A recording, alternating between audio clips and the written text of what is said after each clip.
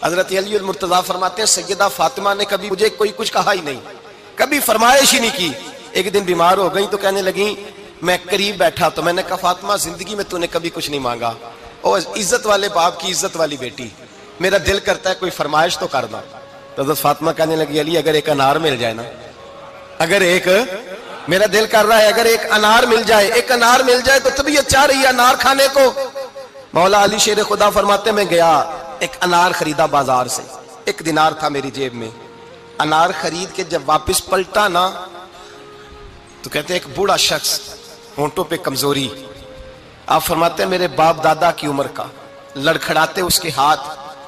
اور کہنے لگا علی میں بھوکا ہوں کئی دنوں کا۔ حضرت علی فرماتے ہیں میرے پاس وہ 1 ہی دینار تھا جس کا انار آ گیا۔ کہتے میں نے اسی وقت وہ انار نکالا، اس شخص کے ہاتھ میں رکھا، بوجھل قدموں سے جب میں اندر داخل ہوا نا تو پاک رسول کی